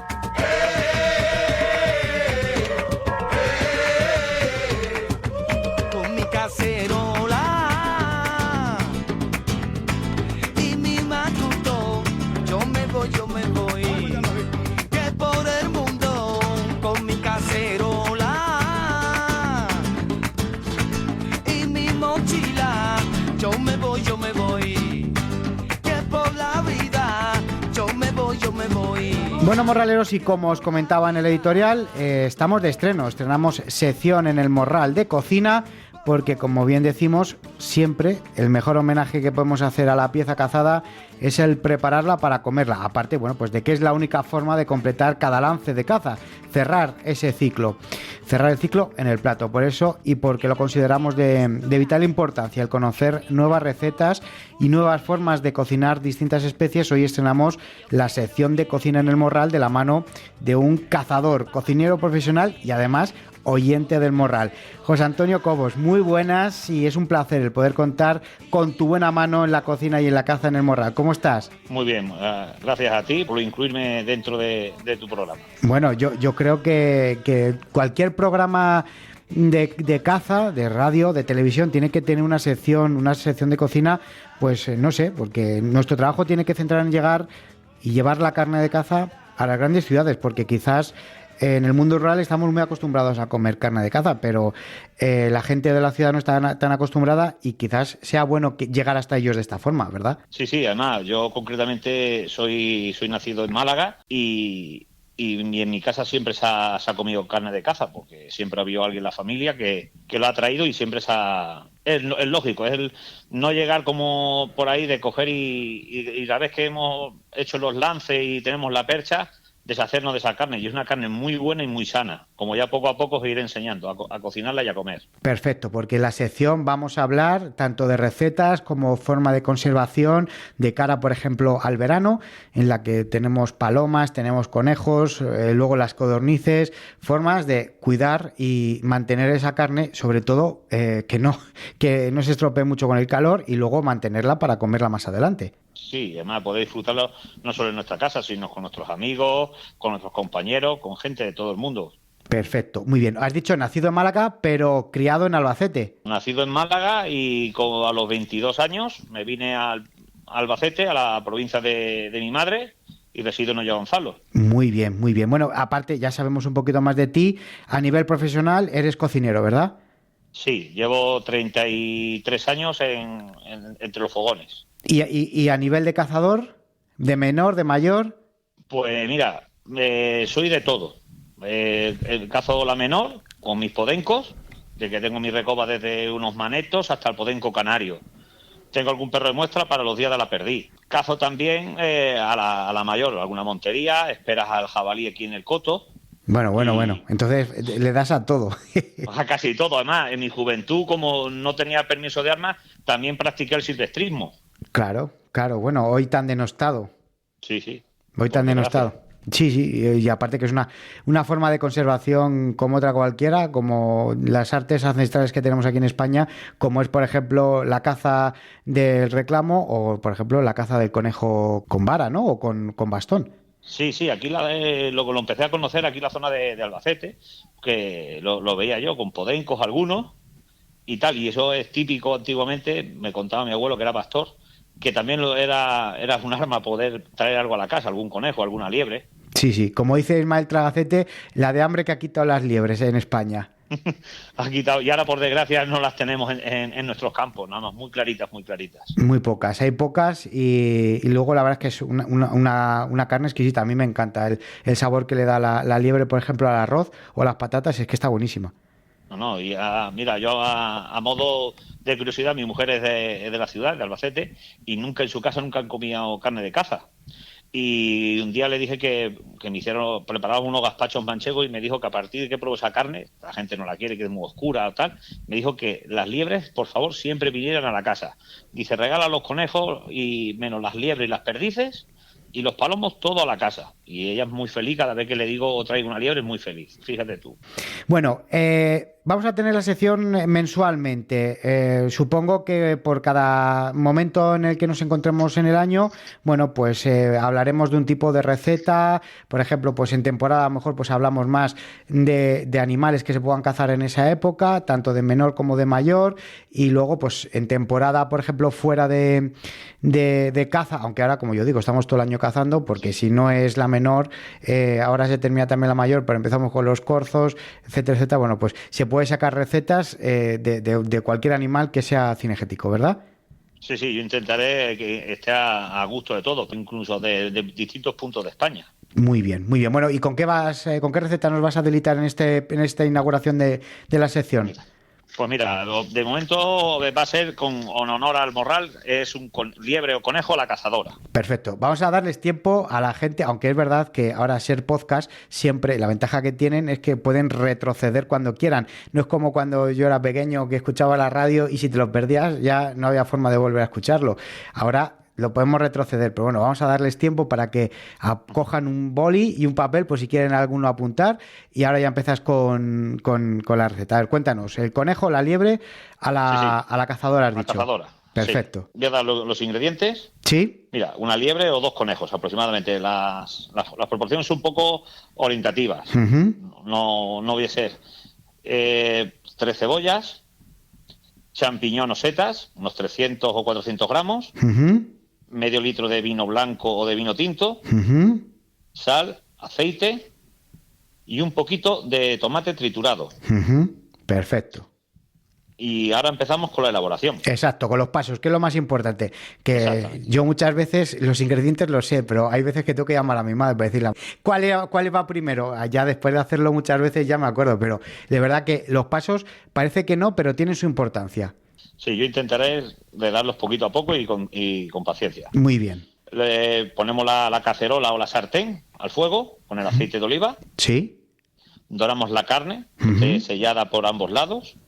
Y añadimos la cebolla hecha en juliana. Explico el corte, que es en tiritas finas y alargadas. Sí, lo que es la cebolla a la mitad y luego irla cortando, ¿no? Exactamente, daré tecnicismo de la cocina, pero aún así lo explicaré por si a alguien le suena o no lo sabe. Perfecto. Le añadimos la cebolla, como he dicho, y unas hojitas de laurel. Uh-huh. Se dora ahí un poquito y ya está. Añadimos posteriormente el vino. Perfecto. Y dejamos el medio litro. Medio litro, exactamente. Y dejamos que reduzca un poquito. Uh-huh. Le añadimos agua hasta cubrir la carne. O sea que echamos la carne y luego ya echamos el agua hasta que cubrir la carne. Exactamente. Ahora el tiempo de cocinado dependerá muy bien de cómo lo queramos hacer. Si es a fuego normal, tapado una cacerola, pues tardará sobre 1 hora, hora y pico, dependiendo de la dureza de las carnes. Si lo hiciéramos en la olla express, sobre unos 40 minutos aproximadamente, y en las ollas estas ultra rápidas, pues un poquito menos. Vale, pero lo que está claro es que la olla, si no la tapas, al final el caldo, Sí. el agua se evapora, por lo cual 1 hora no nos va a durar cociendo porque no, y además la carne de caza necesita cocer. Y además un consejo es que las carnes de caza, una vez que ya el líquido o el agua esté hirviendo, se ponga al mínimo y tapado, para evitar la evaporación de los caldos y se vaya haciendo muy poquito a poco sin que se rompan esas carnes. Vale, fenomenal. Muy bien, entonces tenemos... ¿Y ya estaría entonces la receta? No, lo que sí aconsejo, si se hacen en olla tanto express como ultra rápida, que a mitad de cocción se abra, porque es lo que tú has comentado, puede ser que se reduzca mucho y entonces le haga falta un puntito de caldo. Uh-huh. Y entonces ya ahí pinchamos, ya vamos viendo cómo nos puede quedar a la carne, si le falta un poquito más, si le falta un poquito menos. Perfecto, muy bien. Y una vez que ya estén las carnes ya cocinadas, le vamos a añadir los champiñones, setas o si algún aficionado recolecta setas del campo, da igual que la variedad que sea, ya sea níscalo, perrechico, senderuelas, se le añade bien cortadito en láminas o en trozos de pellizco y se deja reducir un poquito. ¿Un poquito cuánto? ¿5 minutos? El tiempo que se cueza la seta. Vale, perfecto. Y si vemos que el caldo está un poquito ligerito, que no está espeso, sí, entonces lo podemos espesar con maicena. Y voy a explicar un poco cómo lo solemos hacer los cocineros. Se coge un poquito de harina de maíz, se pone en un vasito y se disuelve con un poquito de agua. Uh-huh. Se disuelve, que no esté tampoco muy aguado, porque si no lo que añadimos a la receta es lo que es agua con harina. Claro. Entonces, una vez que esté hirviendo, el truco es cuando esté hirviendo el caldo se le añade poquito a poco y se va moviendo, más bien con la espumadera, con la cacerola moviéndolo, y entonces así vamos viendo cómo lo que va espesando poquito a poco, y así el punto de espesura que queremos, más ligerito, más espeso. Y una vez que hayamos conseguido espesarlo un poquito, ya el plato ya estaría, ya ¿no? Está. Sí, se rectificaría de sal, siempre las carnes me gusta ponerle un poquito de sal, y ya está, y se rectifica. Si no queremos un poquito más de soso, más salado, si hay gente que tiene problema de corazón y la sal la rectifica con muy poquita sal. Siempre voy a dar la receta casi sin sal, para que ya cada uno rectifique según la sal que le guste. Sí, porque si nos pasamos ya no hay solución, pero si nos quedamos cortos, tiene solución. Exactamente. Muy bien. ¿Y la otra receta que vas a comentar, cuál era? Bien, vamos a hacer una crema de perdiz. Hoy vamos a tocar a pelo y a pluma. Muy bien, fenomenal. Es una crema muy rápida, ¿vale? De perdiz. Y los ingredientes son 2 puerros, 4 patatas, 2 cucharadas de mantequilla, un chorroncito de aceite de oliva, un poquito de caldo de ave, más bien lo hagamos nuestro casero, Tetabrí, da igual la marca, y si no, pues concentrado en pastillas. Sí, a ver, sí, sí, va a decir la marca yo, pero vamos, sí. Bueno, da igual que esté esa marca que esté otra. Sí, bueno, vamos, nos hemos entendido todos. Sí. Y un poquito de nata a última hora. Ajá. ¿Vale? La nata. Y van a ser 2 latas de conserva de perdiz. Bien la hagamos nosotros o de cualquier empresa española, que la hacen muy buenas aquí en España. O sea, pero la perdiz ya tiene que estar previamente escabechada. Escabechada. Vale. Sí, escabechada. Esta es una crema un poquito rápida. Después daré otra que sí se cocina la perdiz y todo eso. Vale, perfecto. Ahora vamos a la elaboración. En una cacerola ponemos la mantequilla y el aceite de oliva. Uh-huh. Una vez que esté casi un poco cocinada, esté derretido, añadimos la parte blanca del puerro y las patatas. Uh-huh. Se rega un poquito siempre para que nunca coja mucho color. Sí. Añadimos acto seguido, después de las patatas, el caldo de ave o el agua con el concentrado en pastilla. ¿Qué cantidad? Pues aproximadamente sobre algo más de medio litro. Vale, perfecto. Y cuando está así ya un rato cociendo, le añadimos el líquido de la conserva, es decir, el jugo que suelta la perdiz o la codorniz, se le añade ahí a esa crema. Ajá. Se deja que se cocine y cuando pinchemos que la patata esté deshecha, entonces le pasamos la batidora o cualquier robot de estos modernos que tienen en cualquier casa. Sí. Vale, si le pasamos la batidora, yo lo que suelo hacer, lo paso por el chino. Y una vez que está todo eso, yo lo que hago es poner otra cacerola, pongo el chino y voy añadiendo el líquido. Y a la vez le voy dando con la batidora para que vaya pasando más fino y las hebras se queden dentro de ahí. Entonces, pues a ver que está todo ahí, le hemos pasado por el chino y una cucharilla de madera o lo que sea, hemos sacado todo el concentrado, ahí tenemos nuestra crema. La carne de la perdiz se le añadirá bien desmigadita, a procurar que no lleve muchos huesos. Y pues le añadimos la nata. Si hay alguna persona intolerante a la lactosa, pues es previo que no pueda tomarlo. Bueno, pues seguramente haya nata sin lactosa, pero bueno. Bueno, pero yo lo voy dando Sí, todos sí, que hay que decirlo, hay que decirlo, y sí, sí. igual que cuando llegue algo de harina, pues si hay alguna persona Celíaca. intolerante al gluten, exactamente, pues intentaré dando de qué manera esas personas lo pueden sustituir. Vale, fenomenal. Claro, lo único que de esta receta previamente tenemos que tener lo que sea paloma, perdiz, codorniz, ave escabechada. Exactamente, esto generalmente siempre yo lo he visto con perdiz, Claro. en escabeche o con codorniz. La paloma también se podría hacer. Sí, totalmente. O incluso con una crema de conejo o de liebre en escabeche, es decir, pero ya el conejo o la liebre sería ya un poco más fuerte. Es decir, la perdí un poquito sutil, es más fina, siempre un ave que es un poquito más suave. Bueno, perfecto. Muy bien, Cobos, pues oye, fenomenal esta inauguración que hemos tenido de la sección de tu sección de la cocina en el Morral. Muchísimas gracias. Hablamos dentro de un mes para charlar y que nos cuentes un par o 3 recetas más de cara para el mes de abril, será ya, ¿vale?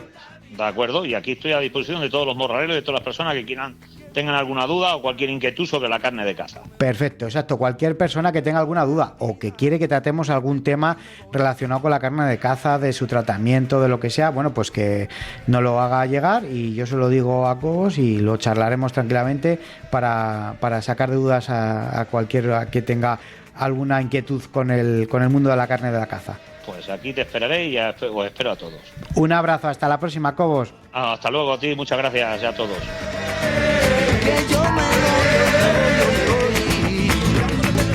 El Morral del Cazador.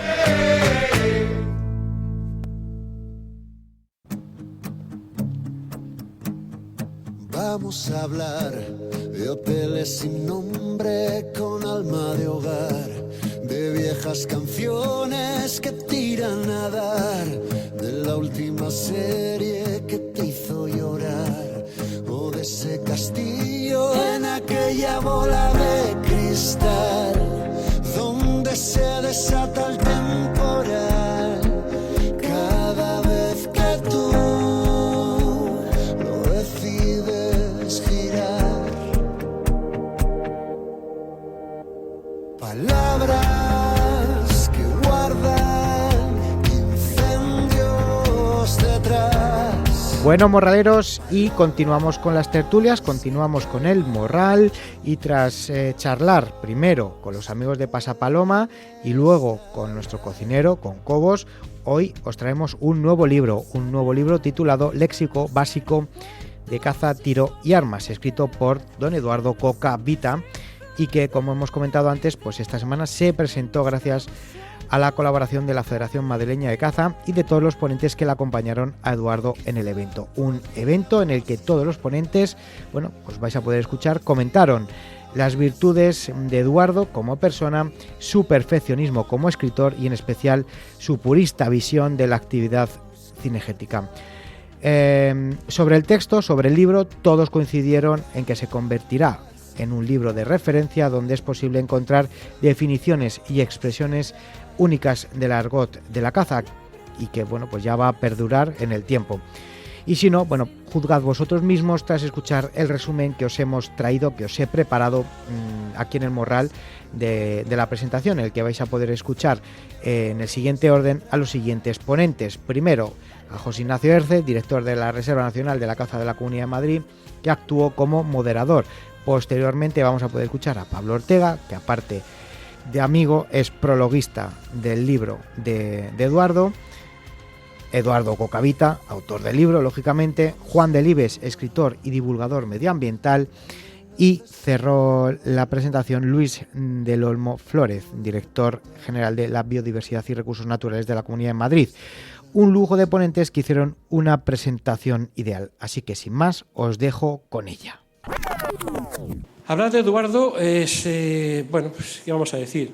Eduardo Coca es un licenciado en Derecho, con una amplia historia en la Administración, con cargos de responsabilidad importantes, pero sobre todo es hablar de un hombre culto, perfeccionista en todos sus aspectos y, cómo no, también es hablar de caza, de toros, de campo, de nuestras tradiciones en suma, lo que le hace ser, como él mismo se define, un hombre de campo y de naturaleza. Voy a citar una descripción de Eduardo que hace un buen amigo común que también está entre nosotros, que es José Luis Garrido, que lo define como un cazador de estructura mental cartesiana, metódico y pulcro como pocos en los mandatos ortográficos del mensaje y un ejemplo de razonamiento, ecuanimidad e independencia de los contenidos. Totalmente de acuerdo. Eduardo tiene claras sus opiniones y como tal las expresa, tanto de forma oral como escrita, del más absoluto respeto y con opiniones dispares a las suyas. Muchas obras, cerca de una docena, antes de la que hoy presentamos, le llevaron a ser premio de la Federación Española de Caza al mejor artículo en defensa de la caza y a ser premio Jaime de Foxá en 2003, entre otros galardones. Y dentro de estas obras, que le han llevado a tener el prestigio que tiene en estos días, contamos con la que antes os decía, de Apología de la Pedisilvestre, el Manual Ecológico del Cazador, los célebres 1000 y pico refranes de caza o la recopilación Trofeo y Yo, que avalan, sin duda, esta trayectoria literaria. Pero como digo, nuestro amigo Eduardo no solo es un enamorado de la caza, lo es también del campo y, como no, de nuestra tauromaquia, un tema en el que también tiene las ideas muy claras, al igual que con la caza y en el campo. Y como tal lo expresa igualmente, y doy fe de ello porque hemos coincidido en muchas charlas, en muchos debates sobre la materia. Y de hecho, justamente en el grupo de invitados hay una persona que va a representar de alguna manera el sector de la tauromaquia. Sobre el libro que presentamos hoy, Léxico básico de caza, tiro y armas, su título es suficientemente claro y su amplitud también, al contar con un epígrafe aclaratorio que apostilla legal, biológico, técnico, económico y social. Ahí queda eso. Un libro que va más allá de una obra de consulta, como su título parece aventurar, porque no solo se trata de aclarar vocablos y expresiones, se incluyen sus comentarios, bibliografía y sobre todo se traslucen sus pensamientos y muchas otras cosas más relacionadas siempre con lo definido. En Eduardo se dan una serie de afortunadas circunstancias bastante inusuales que hacen posible el resultado del libro que hoy estamos aquí presentando. A eso se une algo que también es fundamental, la gasolina para hacer esto, que es su pasión por el lenguaje, su pasión por lo que tiene que ver con el campo, con la caza, pasión que va todavía más allá y que le hace ser no neutral en la escritura de lo que está hoy presentando. Alguno probablemente por ello le critique, yo desde luego lo elogio y me siento anímicamente muy cercano a él, como decía antes Juan Ignacio. Él se desnuda incluso en sus posturas tan en pro de la caza auténtica en algo que podría ser muy inocuo, como es un diccionario, un vocabulario. Basta con que uno caiga en la tentación de irse a buscar la palabra cercón, por ejemplo, o la palabra visor térmico, y encontrará rápidamente que Eduardo no se contiene y aprovecha y arrima el ascua a su sardina, que es la mía también. Dicho eso, el producto del trabajo de Eduardo es un libro que se suele decir no puede faltar en las bibliotecas, pero que además es así por tres razones. La primera porque sirve para, de alguna manera, como digo en el prólogo, rescatar y dejar para la posteridad una serie de vocablos que de otra manera se perderían, quedan ahí, no los vamos probablemente casi nadie ya a seguir utilizando, quedan ahí como el embrión que se guarda en nitrógeno líquido para el futuro por si acaso, bueno, ahí queda. Luego es un elemento fundamental de consulta, muy cómodo para el que quiera, cuando esté leyendo un libro o oiga un vocablo, consultar su significado. Y luego tendría una tercera utilidad, aunque esta realmente es bastante improbable, que es la de que el que no conozca el lenguaje campero, el lenguaje cinegético, se imbuya de él. Es evidente que nadie va a coger el libro y se lo va a estudiar, y por tanto los que sabemos, y me incluyo sin falsa modestia, los que sabemos hablar un lenguaje cinegético, porque desde niños lo hemos oído en casa, pues pertenecemos a ese grupo, como también digo en el prólogo, a ese grupo que precisamente se diferencia de los demás por la utilización correcta de ese lenguaje. El argot o el slang cinegético es quizá uno de los más diferenciados en todos los idiomas que yo conozco. Hasta el punto, como pongo por ahí, os daré un ejemplo en alemán, sangre, por ejemplo, es Blut, pero un cazador nunca diría Blut. Dice Schweiß, que la traducción literal es sudor. A alguien que sea ajeno a la cultura alemana, pues le llamará mucho la atención. Un perro de sangre no sería un Bluthund, Hundeshound, sino un Schweißhund. Entonces, este que cuento como anécdota es el mismo filtro que permite, al escuchar a alguien hablar, saber si pertenece o no a tu clan, a tu gremio, de la misma manera que si a alguien le oímos en el campo decir que ha visto una huella de un ciervo, pues dices, este hombre no es lo mismo que si dijera he visto pista de un venado, ¿no? Son matices, pero que tienen mucha relevancia. Le puse al libro léxico y no diccionario, abecedario, prontuario, vademecum, breviario, yo qué sé, porque el libro no recoge solo palabras, recoge también frases, recoge conceptos, recoge preceptos, recoge construcciones sustantivadas, adjetivadas, todas desde luego relacionadas con la caza. Y me pareció que esa palabra era más indicada. Y por supuesto, a seguido va y subrayado lo de básico, porque esto no es el espasa ni es el cosido de los toros. Esto es una cosa que toca muchos aspectos superficialmente, pero profundiza en pocos. Aunque hay algunos lemas, algunas entradas que tienen un desarrollo bastante extenso, sobre todo en los aspectos biológicos de las especies. Los lemas o entradas no se limitan a definiciones. Cuando abres uno no te explica lo que es. A veces sí, es solo eso. Pero en general se ponen ejemplos que ayuden a entenderlo.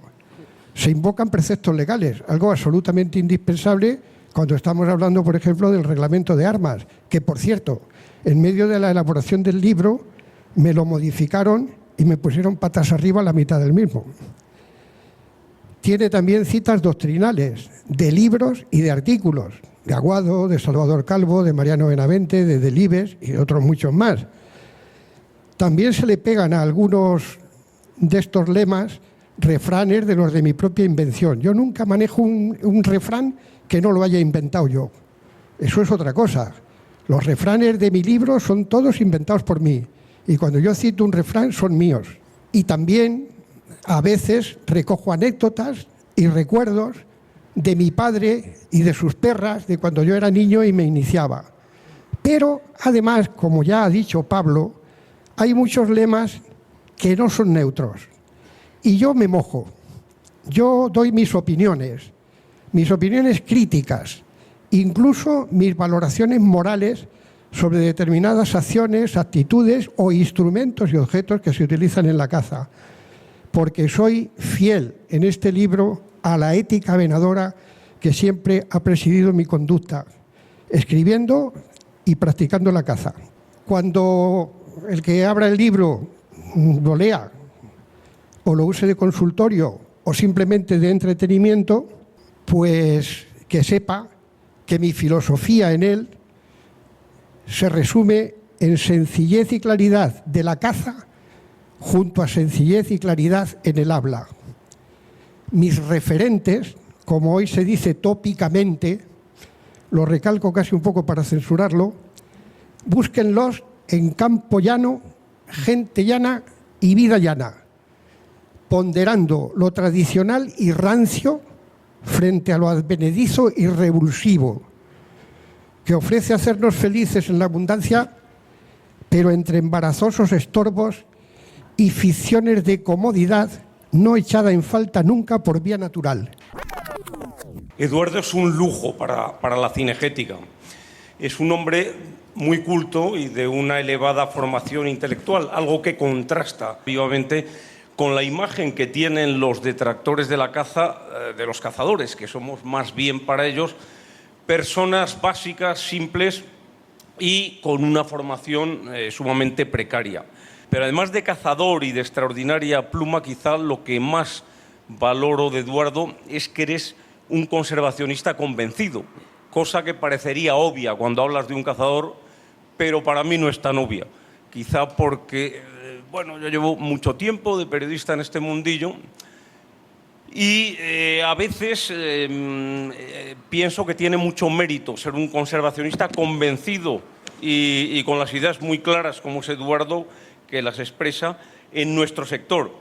Eduardo, no tienes pelos en la lengua a la hora de defender ardientemente a la actividad que te apasiona, pero también Eduardo es capaz de hacer una autocrítica mordaz y arremeter contra los cazadores que no desempeñan su responsabilidad de practicar una caza respetuosa, sostenible y legal. Recuerdo hace poquísimo, un mes, en un programa de radio en el que teníamos una tertulia, ambos opinábamos que con el problema actual de sobreabundancia de jabalíes y lo que dicen los científicos europeos, que la caza ya es insuficiente para controlar la población europea, bueno, decía Eduardo que habría que prohibir las granjas de jabalíes, con lo que estoy absolutamente de acuerdo, pero casi discutimos al final, porque es tan vehemente Eduardo con algunas cosas que parecía que estábamos en desacuerdo cuando pensamos exactamente igual. En fin, creo que que me encanta que seas autocrítico con la actividad venatoria, porque nos hace falta ese punto de autocrítica que tú tienes muy desarrollado. Eduardo siempre fue amigo de mi padre y le profesa un cariño y una admiración seguramente exagerada. Se puede ver en el libro numerosas citas de mi padre, incluso la contraportada con algunas citas de él. Bien, en el libro hablas de la enigmática utilidad e incierto futuro del libro. Hombre, lo de incierto futuro lo puedo compartir si lo vinculas al futuro de la caza. Nos guste o no, pues efectivamente es incierto.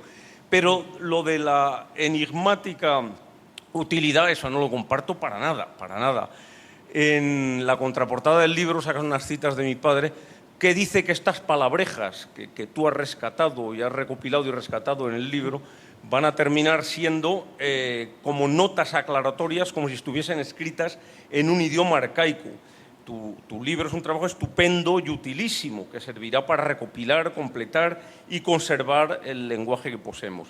El libro me ha gustado mucho lo que le he ojeado, he disfrutado porque, claro, te crees que sabes de campo, pero luego te pones a leer y ahí había muchas palabras que no sabía el significado, palabras muy bonitas que he tomado nota, que me han gustado. A mí me impresiona, Eduardo, porque se atreve además a ser muy radical en ese aspecto, muy radical. Yo también, participo de prácticamente el 100% de su punto de vista. Yo soy más blandito, a veces no soy tan radical y pienso, bueno, pues que puede haber unos cotos intensivos de caza que desahoguen a lo mejor los otros cotos. Y admiro a Eduardo que se atreve dentro del sector cazador a ser muy radical. Le admiro y creo que el camino va por ahí. O sea, que si alguien defiende la caza de verdad y bien defendida, la caza auténtica, como bien dices, es gente como Eduardo, que escribe muy bien, que es muy conocido, que participa en muchos medios de comunicación y que se atreve a ser contundente a la hora de lanzar sus declaraciones. La verdad es que es un libro original y además yo que también tengo formación jurídica, pues también es un alegato. Yo todos los días tengo que enfrentarme con mis directores, mis subdirectores, mis técnicos, que son en su mayoría ingenieros, unos más de montes, también hay algún agrónomo, algún biólogo, pero sobre todo ingenieros de montes y agrónomos. Y entonces, pues yo reclamo y de alguna manera, pues agradezco que seas un referente de lo que es una visión humanista de las ciencias, porque tu libro es legal, como has dicho, es biológico, es técnico, es económico y social. Y eso lo dice un hombre con una formación jurídica, pero sobre todo un hombre que ha pisado mucho el campo, ¿no? Y por eso tienes ese conocimiento. Yo en eso, igual que quienes me acompañáis aquí, pues también puedo presumir de hacerlo, ¿no? Yo que he inventado un proyecto que se llama Arco Verde, que tengo 4 perras y estoy haciendo lo que puedo con 4 perras y a veces sacan reportajes en los periódicos y digo, pues si yo no tengo tanto, el proyecto no es tan importante para que le dan esas páginas, pero de lo que hablo es de hacer charcas para que los niños de los barrios de Madrid puedan volver a recuperar la cultura de bajar a los espacios verdes y ver anfibios y ver pájaros y conocerlos y recuperar esa biodiversidad, ¿no? Y eso no me lo ha dado ningún libro, esa formación, ese anhelo por conservar, lo tengo por como os pasa a vosotros, ¿no? Por tantas horas de campo y tanto disfrute, ¿no? Y tú, Eduardo, desde una óptica jurídica, siendo una persona, un gran conocedor de la legislación, de la administración pública y de su normativa, pues luego le pones a las cosas pues ese afán de ese conocimiento del campo, ¿no?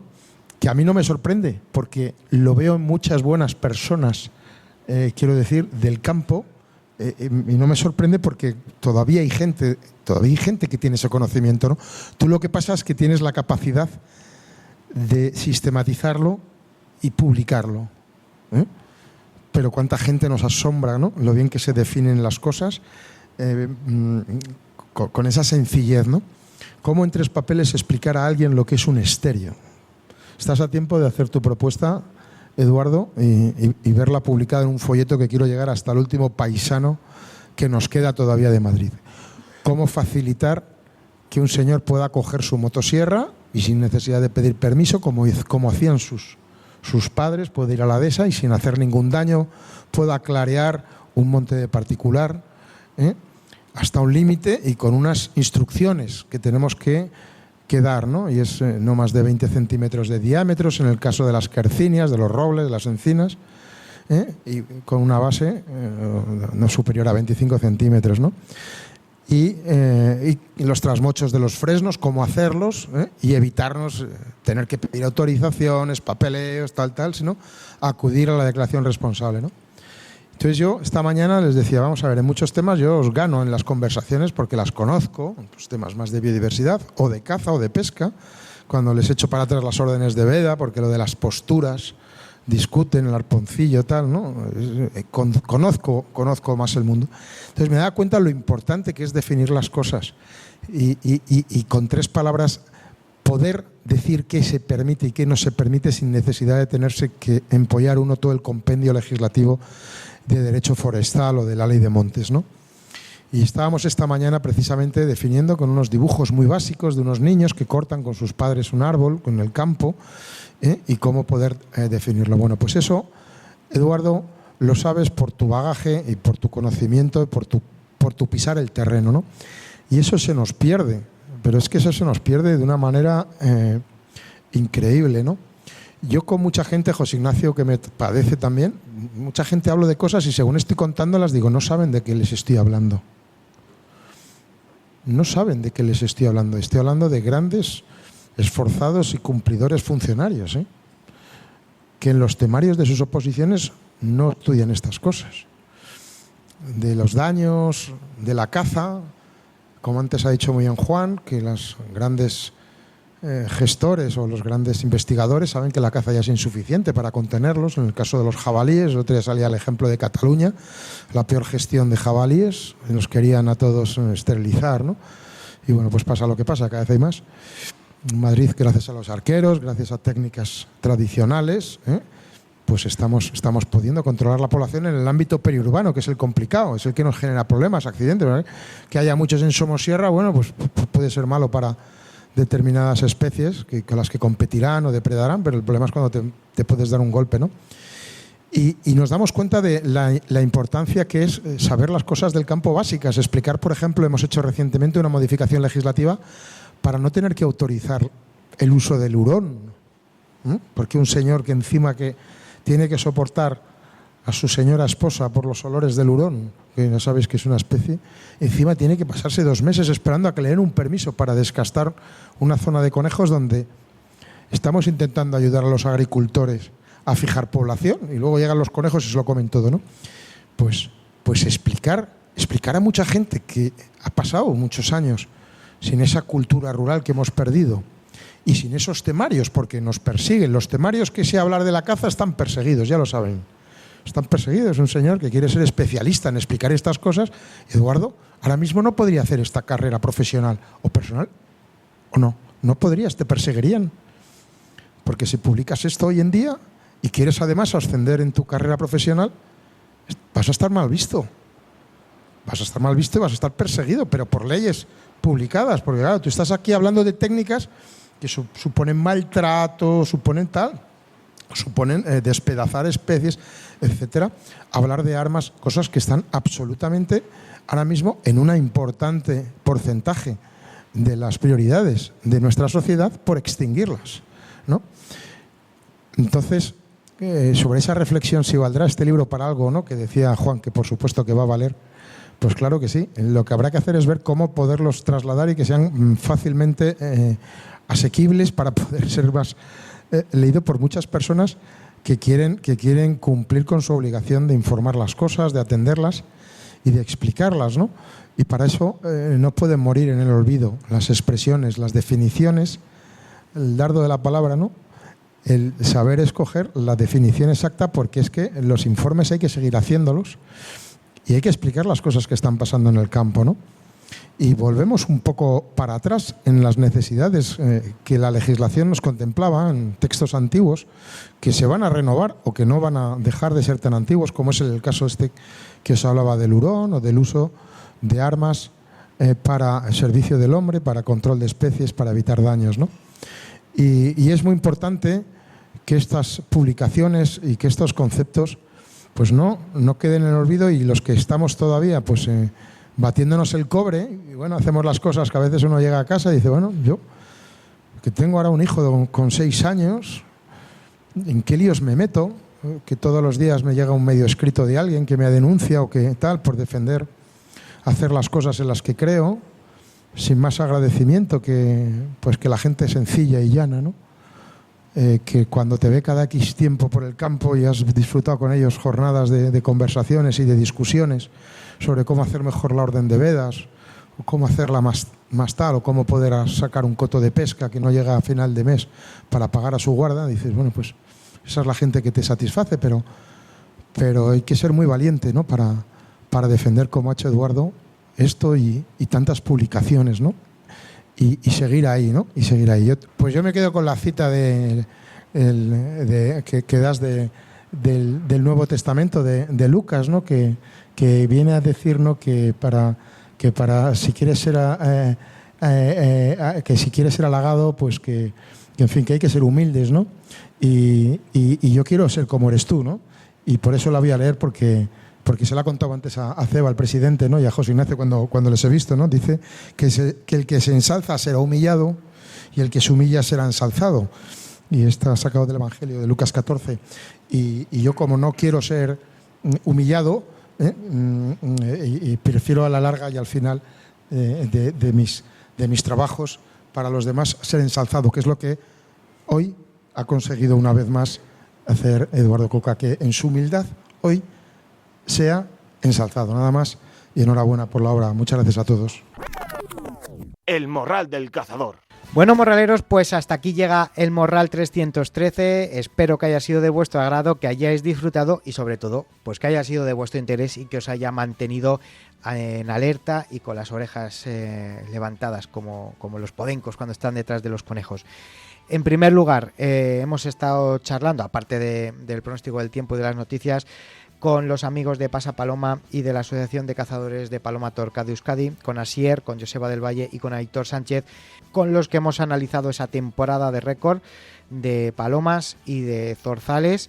Y bueno, pues hemos estado charlando sobre ese informe que han elaborado y sobre todo pues la función de esa Asociación de Cazadores de la Paloma Torcaz, que al final es un organismo más para la defensa y bueno, para el estudio de las aves, como hemos podido escuchar en boca de los tertulianos. Una gran tertulia en la que hemos conocido y en la que hemos hablado de las rutas migratorias, de lo que más le ha afectado y lo que ha provocado que haya sido un año de récord y bueno, pues esas distribuciones a lo largo de la península. Una tertulia súper entretenida que ha dado paso a la primera edición de la sección con José Antonio Cobos, nuestro chef, nuestra sección de cocina, en la que hemos hablado de esa receta de conejo a la cazadora y la otra receta de perdiz, diferente, para poder probar otras recetas, así que espero que haya sido de vuestro agrado. Y para cerrar el morral, como habéis podido escuchar ahora mismo, pues os hemos acercado la presentación del libro de Eduardo Cocavita, Léxico básico de caza, tiro y armas. Como habéis podido comprobar, los ponentes José Ignacio, Pablo, Eduardo, Juan Delibes y Luis del Olmo, pues hicieron una presentación, la verdad que especial, dejaron más que patente la calidad literaria que tiene Eduardo y bueno, pues esa valentía que tiene a la hora de expresar su pureza cinegética sin miedo a que le critiquen o a que haya gente que pueda pensar diferente. Así que bueno, pues ya sabemos cómo es Eduardo. Aquí os hemos acercado ese libro que os recomiendo que os hagáis con él. Y poco más, yo me despido hasta la semana que viene, hasta dentro de 7 días. Como siempre digo, estamos ya trabajando en el morral de la semana que viene. Y nada, mucho cuidado con los desplazamientos, mucho cuidado con las armas. Y ya sabéis que la caza bien entendida no es muerte, sino vida. Viva la caza y naranja es caza.